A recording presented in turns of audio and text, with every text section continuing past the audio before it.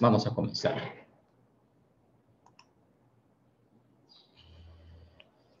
Para empezar a hablar acerca de redes neuronales, primero debemos tener en cuenta dos conceptos, el cual es la definición de una red neuronal y cuáles son los tipos de redes neuronales que hasta hoy conocemos.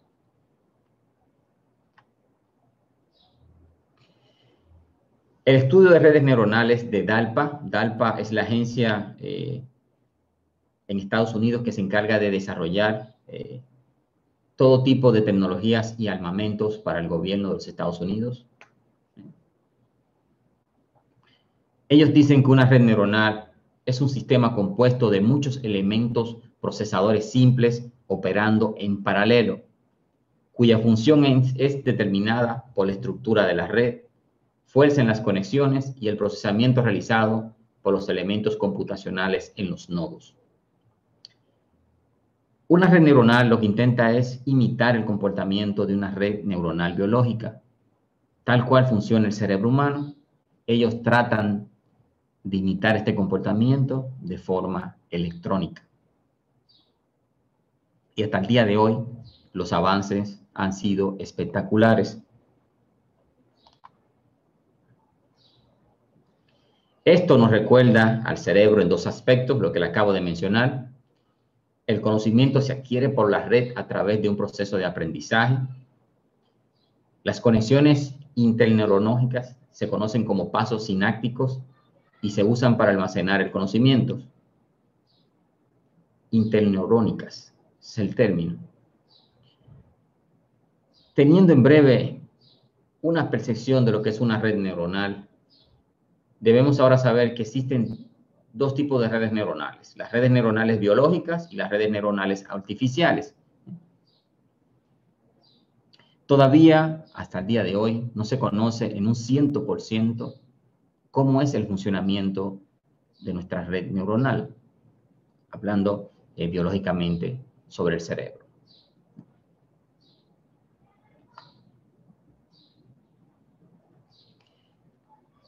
Las redes neuronales biológicas son el principal elemento del sistema nervioso.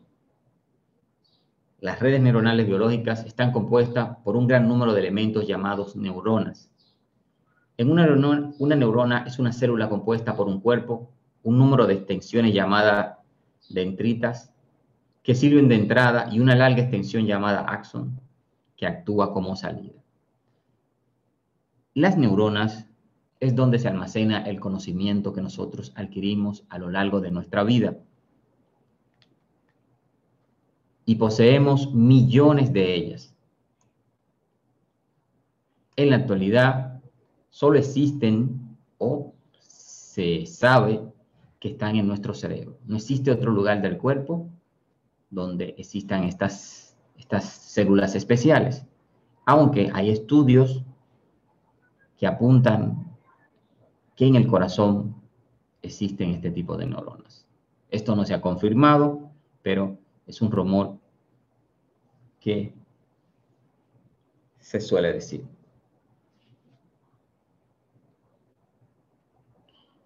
Como pueden ver, esta es una neurona. Usted tiene millones dentro de su cerebro. Y estas, a medida que usted va aprendiendo cosas, estas neuronas se van interconectando con otras, formando una sinapsis. Y es el proceso. Se conoce que funcionan por pulsos eléctricos.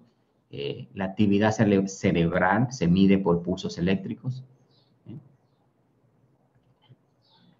No es una coincidencia, pero también las computadoras funcionan con pulsos eléctricos.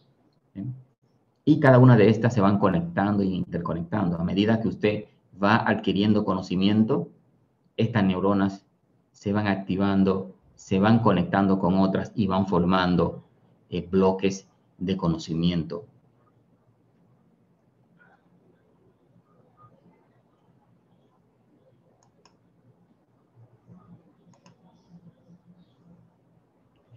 Este es el proceso que le decía, la sinapsis, que conecta el axón de una neurona a las dendritas de las otras neuronas. O sea, si volvemos a la imagen de atrás,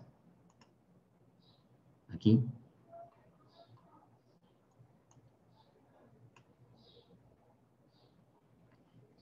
Si se fijan, esa cola larga, que parece como si fuera una cola, es el axón, es como los conectores, el canal por donde viajan los pulsos, y estos se conectan con las dendrinas, que son estos filamentos que parecen como si fueran extensiones. Estas dendrinas se van conectando, entonces hay un enlace. Cuando una de estas neuronas se conecta con otra, ocurre la sinapsis, que es la conexión de una neurona con otra. Y así se forma el conocimiento, el pensamiento, las conexiones, etc.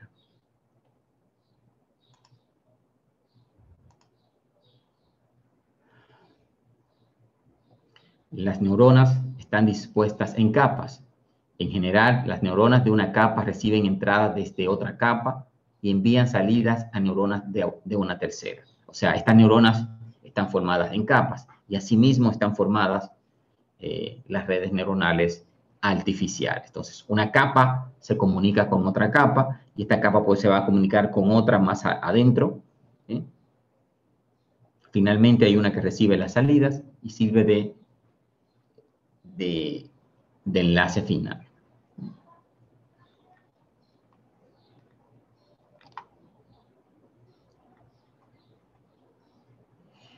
Las conexiones entre neuronas tienen pesos asociados que representan la influencia de una sobre la otra. Si dos neuronas no están conectadas, el correspondiente peso de enlace es cero. Esencialmente, cada una envía su información de estado multiplicando por el correspondiente peso a todas las neuronas conectadas con ella. Luego, cada una a su vez suma los valores recibidos desde sus dendrinas para actualizar su estado respectivo. ¿Qué quiere decir esto? Que hay informaciones que tienen un peso ponderado. Si yo les preguntara a ustedes, en su cartera, ¿cuáles son los documentos? ¿Cuál es el documento que tiene mayor peso de importancia? Estoy seguro que muchos me responderían que es su cédula de identidad electoral. Ese es el documento más importante que ustedes tienen en sus carteras. Su documento de identidad. Entonces, cada uno de estos elementos que ustedes tienen en esa cartera tienen un peso de importancia. Pero de todos ellos hay uno el cual recibe una mayor relevancia por todas las cosas que podemos hacer con ese documento. Y lo mismo ocurre aquí en las redes neuronales. Ya lo veremos un poquito más adelante. Bien, entonces, aquí estamos viendo una red neuronal artificial. Fíjense. La primera capa son las capas de entrada. Es por donde se introducen los parámetros o las informaciones que vamos a procesar. Cada uno de estos parámetros, entrada 1, entrada 2, entrada 3, hasta entrada la n, cada una de estas entradas tiene un peso ponderativo. Esto quiere decir que aunque todas son importantes, estos parámetros, estos valores de entrada, hay valores de entradas que tienen un valor o peso de importancia mayores que otros. Una vez los datos son recibidos por la capa de entrada, son enviados a las capas ocultas o las capas internas donde ocurren las funciones matemáticas y esos resultados alimentan a una capa de salida que finalmente nos brinda un resultado. En otras palabras, estos perceptrones, que así se le conoce a lo que es una neurona artificial, un perceptrón, está formado por una capa de entrada, donde se reciben unos valores. Internamente lo que ocurre con estos valores es una suma ponderada, hay un sesgo que se le agrega y finalmente cuando esta salida, este dato va a ser impreso, pasa por una función de activación que filtra o convierte el dato a uno más fácil entendible.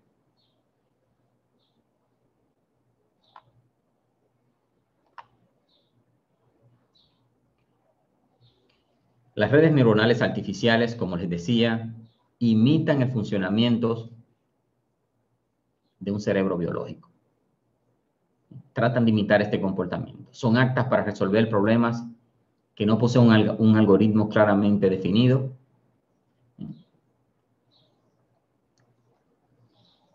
Para poder transformar una entrada en una salida. Aprenden, reconocen y aplican relaciones entre sujetos. Regularmente se emplea normalmente un conjunto de ejemplos representativos en la transformación deseada para entrenar al sistema y a la vez se adapta para evaluar las entradas aprendidas. O sea que a medida que ella se va entrenando con los datos, ella va aprendiendo y generando un modelo. Ese modelo, si recuerdan las clases anteriores lo que es un modelo, le sirve de base para la toma de decisiones cuando se enfrente a un dato desconocido. Y basado en ese modelo de aprendizaje que ha tenido, puede dar respuestas de forma inteligente.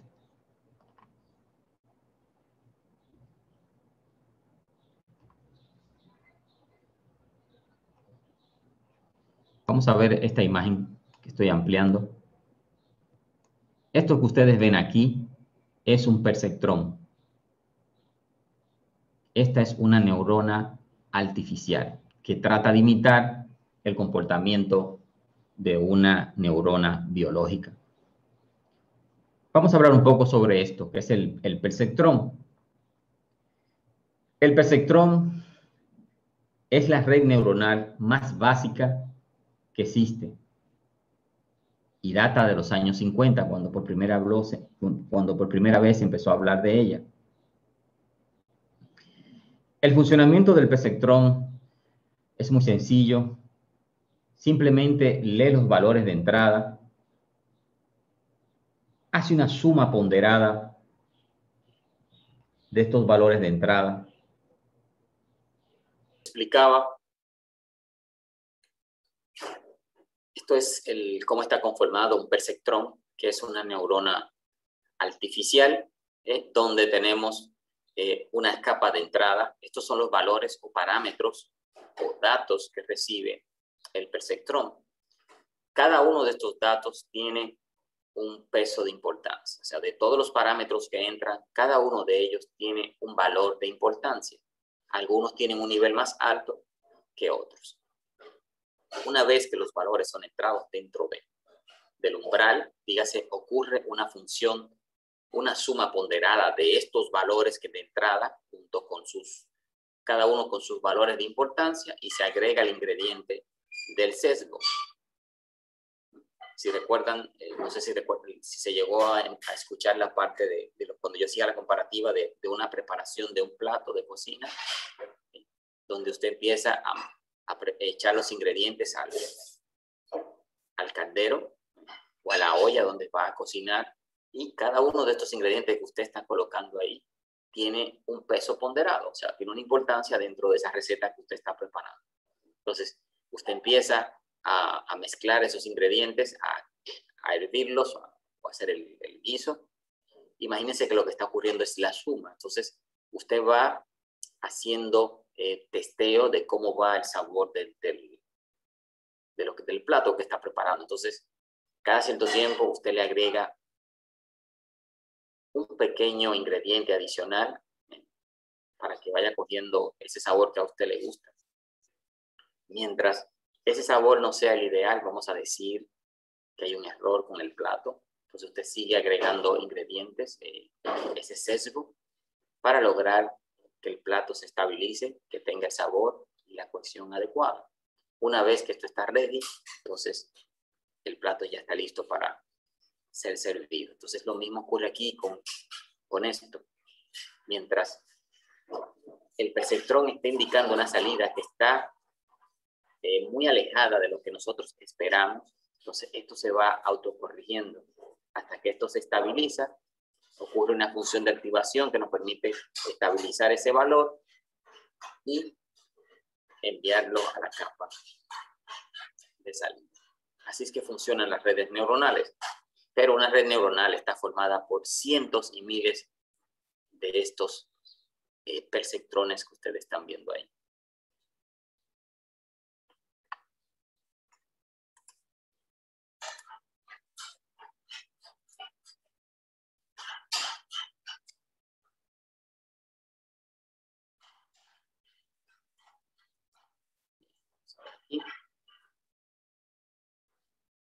Ya esto es parte de lo que habíamos hablado antes.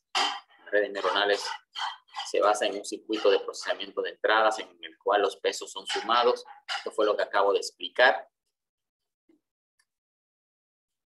Aquí está el otro cuadro, donde vemos otro perceptrón. Aquí vemos la distribución de las variables de entrada en los nodos, en la capa de inicio.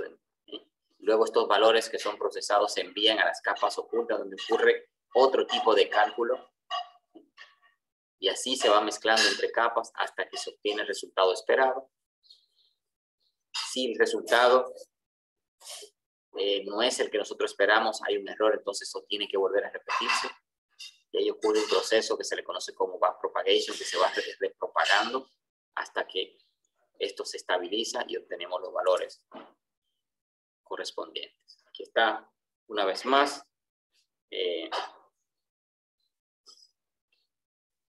una gráfica de lo que es el perceptrón.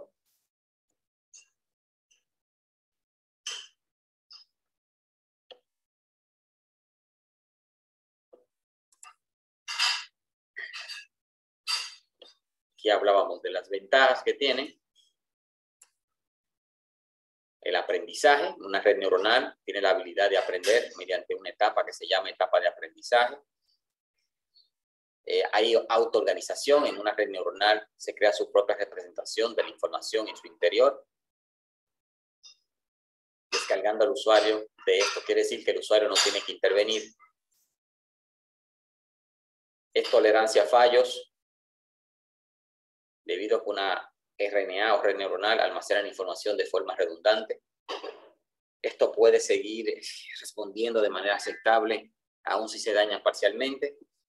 Otra de las ventajas está la flexibilidad. Una RNA puede manejar cambios no importantes en la información de entrada, como señales con ruidos u otros cambios en la entrada. En tiempo real, la estructura de una RNA es paralela, por lo cual si esto se implementa en computadoras o en dispositivos electrónicos especiales, se puede obtener respuestas en tiempo real. Por su atención, muchísimas gracias.